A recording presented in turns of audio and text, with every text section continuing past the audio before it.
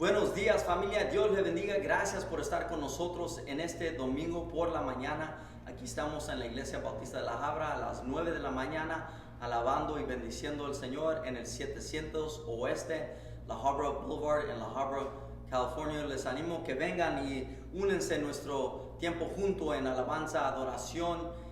En la palabra, vamos a estar en adoración y alabanza, en la palabra del Señor, un tiempo de oración, y vamos a estar tomando la cena del Señor. Este domingo estamos concluyendo nuestra serie, Los Últimos Días, el Plan de Dios. Hemos hablado de los últimos días, el plan de Dios para la iglesia. La semana pasada hablamos de los últimos días, el plan de Dios para Israel. En este domingo estamos hablando de los últimos días, el plan de Dios para el mundo. Sí, Dios ama el mundo. Juan 3:16 dice: por tal manera amó Dios al mundo que todo que en él crea no se pierda, mas tenga vida eterna. A primera de Juan capítulo 4 verso 8, la palabra de Dios dice que Dios es amor. La esencia de Dios es amor.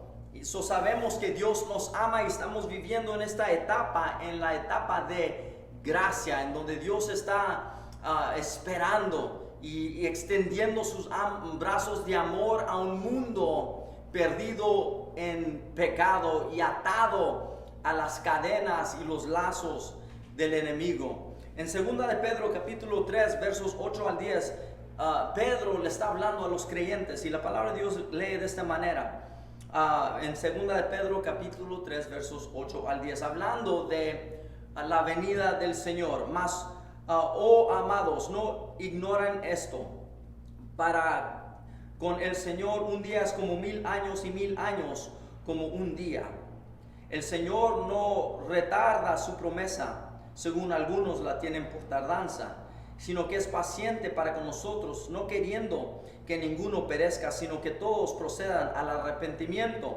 Verso 10. Pero el día del Señor vendrá como un ladrón en la noche. Pero el día del Señor vendrá como un ladrón en la noche. Pedro le está afirmando a los creyentes que Cristo Jesús va a venir otra vez. Él lo prometió, y porque lo prometió, Él lo va a hacer. ¿Por qué? Porque tiempo había tardado y estaban perdiendo su esperanza en la venida del Señor.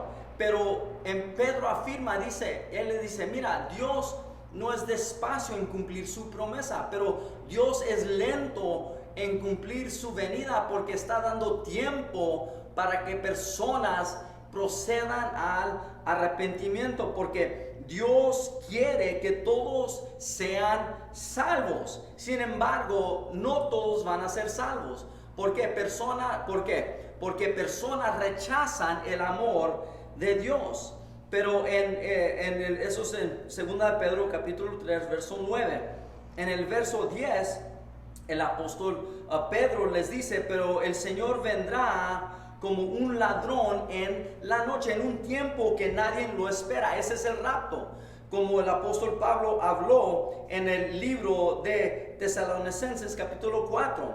Él va a venir en un tiempo inesperado. Y la semana pasada hablamos cómo Jesús iba a tratar con Israel y traerlos a fe en creer en el Señor a través de la tribulación. Y esta semana vamos a mirar lo que Dios va a hacer a través de la tribulación en tratar con el mundo que lo ha rechazado. Si una persona rechaza la oferta de salvación en Cristo Jesús, su misericordia y su amor, esa persona está expuesto al juicio de Dios. Y si Cristo Jesús rapta a su iglesia y Él no es tu Señor y Salvador, esa persona se va a quedar sobre la tierra y va a tener que enfrentar la gran tribulación que va a perdurar 7 años. Y en ese tiempo la actitud de Dios va a cambiar. Después del rapto en la iglesia, la actitud de Dios sobre la humanidad va a cambiar. Ahorita Dios está extendiendo gracia y misericordia, pero después del levantamiento de la iglesia y el inicio de la gran tribulación, la actitud de Dios va a cambiar hacia el mundo. Va a cambiar de gracia y misericordia a ira y juicio durante la tribulación. Pues la tribulación, Dios a través de la gran tribulación, Dios está juzgando el pecado del mundo. ¿Y cuál es el propósito de la tribulación? El propósito de la tribulación es juzgar al mundo que ha rechazado a Cristo Jesús como el Señor y traer a Israel a un punto de fe en Cristo Jesús, el Mesías. Todos los que han rechazado el mensaje de la salvación a través de Cristo Jesús, Dios va a juzgar. Él va a juzgar todo el pecado, toda la maldad, toda la rebelión. Dios, a través de la tribulación, va a destruir el poder y la autoridad y la presencia del pecado en el mundo. ¿Y esto cuándo va a suceder? Esto va a suceder después del rapto de la iglesia. Conforme al apóstol Pablo en 1 Tesalonicenses capítulo 4, versos 15 al 18, en el verso 16 dice: por el Señor mismo descenderá del cielo con el mando del arcángel y la trompeta de Dios, y los muertos en Cristo resucitarán primero. Esto es el inicio de lo que llama Jeremías capítulo 30, verso 7, el tiempo de angustia de Jacob. Dios va a empezar a juzgar. ¿Qué va a juzgar Dios en la tribulación? En primer lugar, Dios va a juzgar la falsa religión. De acuerdo a Apocalipsis capítulo 14, verso 8. Va a juzgar a Babilonia y su fornicación, que tradicionalmente significa idolatría y adoración falsa. ¿Qué fue lo que mandó a Daniel al foso de leones? ¿Qué fue lo que mandó a Sadrach, Misach y Abednego al horno ardiendo? Fue su inhabilidad o falta de sumisión a una adoración falsa, a un Dios falso. La fornicación de Babilonia es forzar a las personas a alabar y adorar y a sujetarse a idolatría y adoración falsa.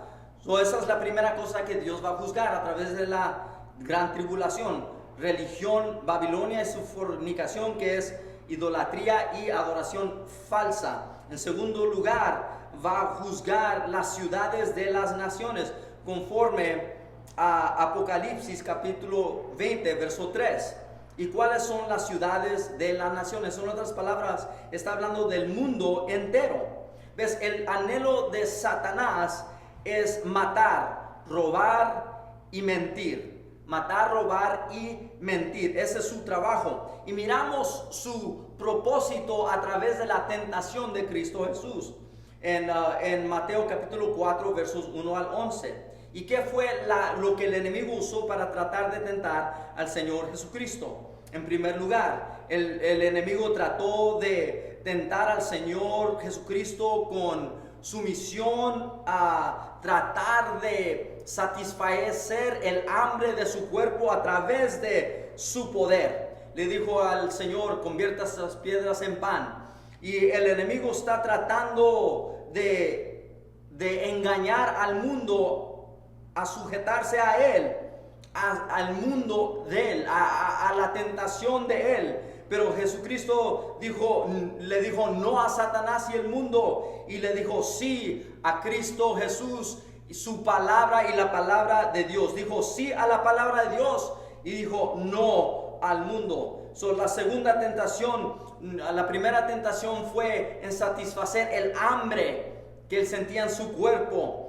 Y Jesús rechazó la tentación del mundo y le dijo sí a la palabra. La segunda tentación fue la tentación del poder verídico. Satanás le dijo al Señor Jesucristo: demuéstrale a todo mundo, échate de esta cumbre y que tus ángeles te sostengan sobre sus manos para que el mundo mire tu autoridad ahorita. Pero Jesús rechazó esa tentación de exponer su fuerza, su poder, su autoridad en una manera pública, nomás para lucir su autoridad. Y Cristo Jesús le dijo humildemente: no pondrás tu Dios por prueba.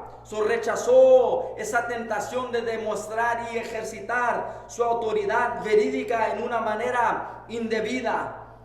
y en no probar a Dios. La tercera decepción o tentación era una tentación de adoración.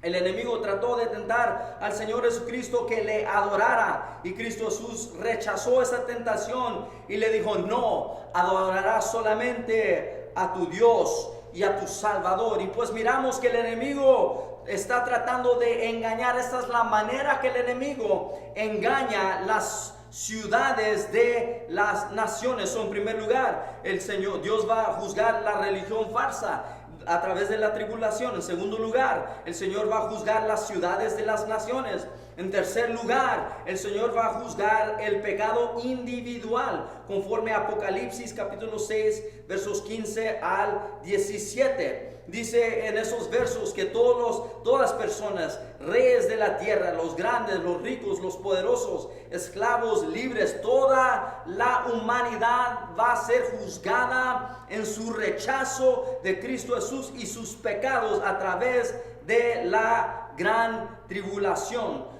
En la tribulación Dios va a juzgar la religión falsa, las ciudades de las naciones, el pecado individual de las personas. En cuarto lugar, a través de la tribulación, Dios va a juzgar, conforme a Apocalipsis capítulo 16, verso 9, va a juzgar blasfemia en contra del nombre de Dios. Literalmente va a juzgar a las personas que literalmente hablan en contra de Dios, hablan en contra de su nombre, hablan en contra de su Hijo amado, la segunda persona de la Trinidad, Cristo Jesús. Este es el propósito de Dios a través de la tribulación, es juzgar al mundo que lo ha rechazado. En segundo lugar, miramos que la gran tribulación va a tener un inicio, y el inicio de la gran tribulación empieza con los 4 jinetes del Apocalipsis.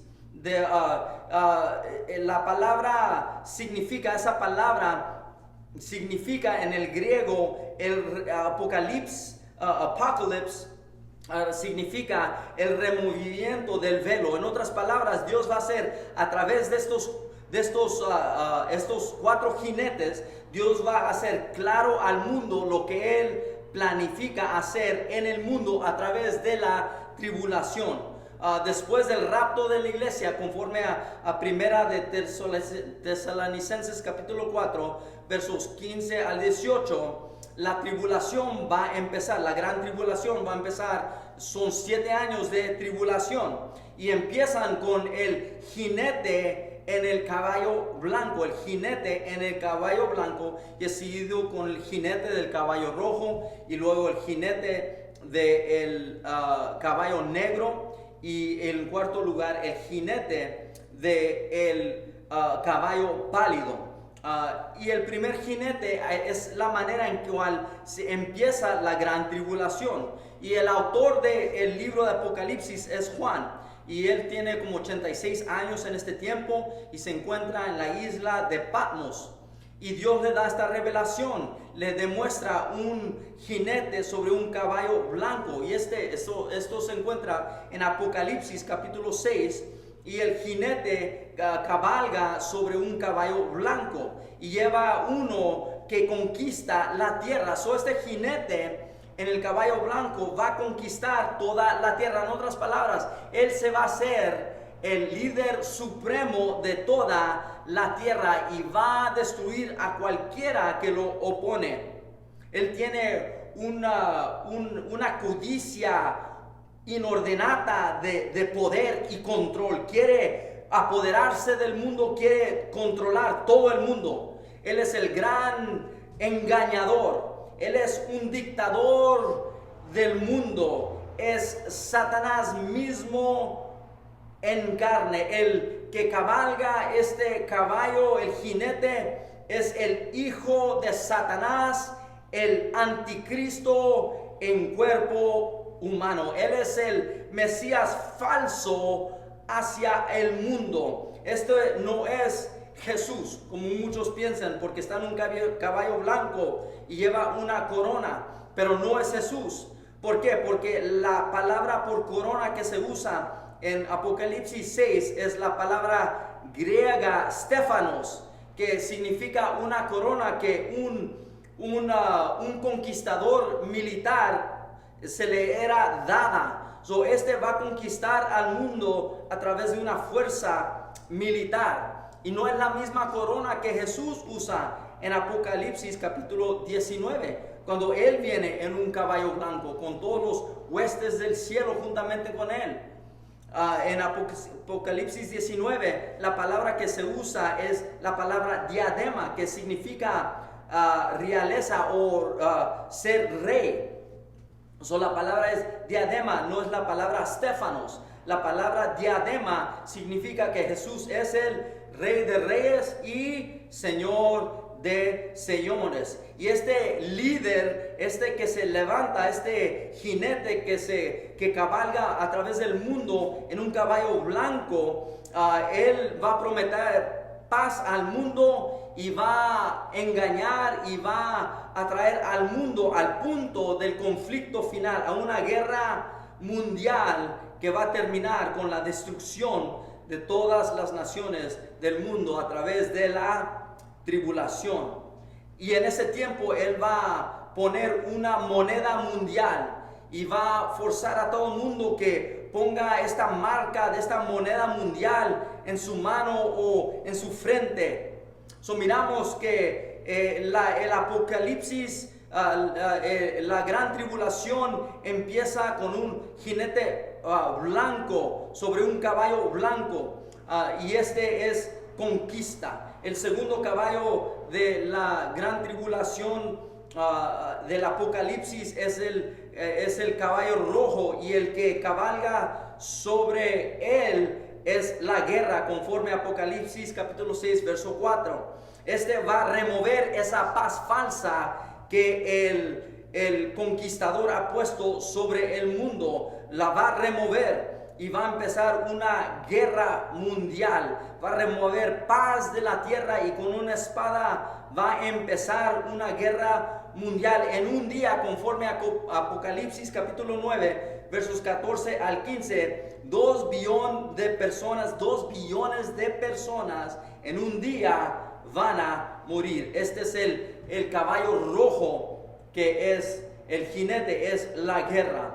El tercero es el caballo negro, y el jinete es el hambre, de acuerdo a Apocalipsis capítulo 6 verso 5.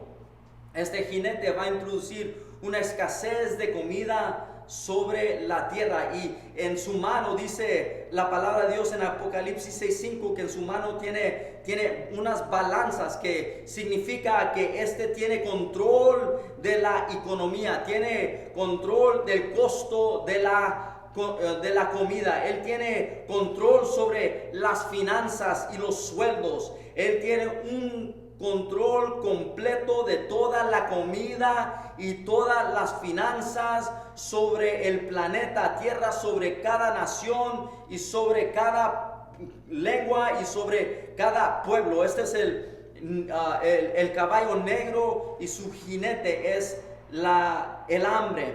El cuarto caballo es el caballo pálido, y su jinete es la muerte, conforme a Apocalipsis capítulo 6 verso 8. Y en sus manos es dado una espada, y él destruye al mundo con espada, con hambre y con muerte. La palabra pálida es la palabra griega kloros, que significa verde. Mira, en 1999 el CIA de los Estados Unidos reconoció que verde es el color de Islam. Y en este punto en la historia, Islam tiene un control de un cuarto de las naciones en el mundo, 25%. Y en el primer siglo, Islam se proliferó a través de tres cosas. La manera que Islam se expandió en el primer siglo. Conviértete a Islam, paga tributo a Islam o muere a Islam. Y tristemente sabemos que la historia tiene una cosa en común, es que la historia se repite. Y pues a través del cuarto jinete, ese va a traer guerra y muerte al mundo. Pero sí va a haber salvación en la tribulación, sí va a haber una manera de ser salvos en la tribulación. Durante de la tribulación, que me lleva al tercer punto, durante la tribulación va a haber una manera de ser salvo. Ahora somos salvos por gracia a través de la fe. La gracia de Dios nos ha alcanzado y a través de la fe somos salvos. En la tribulación uno va a ser salvo por la fe y a través de la muerte también, pero la muerte tuya. Ahora la salvación es por fe a través de la muerte de Cristo Jesús. En la tribulación la salvación va a ser disponible por fe en Cristo Jesús, pero va a requerir tu muerte. De acuerdo a Apocalipsis capítulo 7 versos 1 al 9, va a haber 144,000 evangelistas judíos sobre la faz de la tierra que van a predicar el evangelio. Y estos evangelistas van a predicar Cristo Jesús a las naciones y personas van a creer. En Apocalipsis capítulo 7 verso 9 dice que era una gran multitud de los mártires que habían muerto. Un gran número de personas van a creer, pero van a tener que creer a través de fe y la muerte de su persona.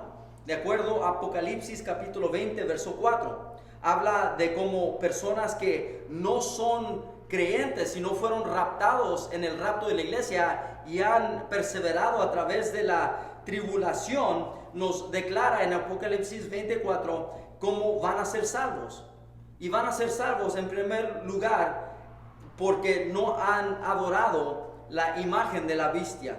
En segundo lugar, no han recibido la marca de la bestia sobre su mano o sobre su frente. Pero en tercer lugar, fueron martirizados, en otras palabras, fueron degollados por su testimonio de Cristo Jesús y la palabra de Dios. Ambos, judíos como no judíos, van a venir a fe a través de la tribulación, en su rechazo del anticristo, en su rechazo de la adoración, en su rechazo de la marca de la bestia y en su rechazo de la vida y en aceptar su muerte y ser degollado. En conclusión, miramos que la gran tribulación es el juicio de Dios sobre el mundo que ha rechazado a Cristo Jesús, el mundo que ha rechazado a Cristo Jesús y han aceptado el pecado. Dios juzgará pecado, Dios juzgará rebelión y Dios juzgará la falta de justicia en el mundo. ¿Y cuándo va a empezar esto? Esto va a empezar después del rapto de la iglesia, cuando empieza la aflicción de Jacob.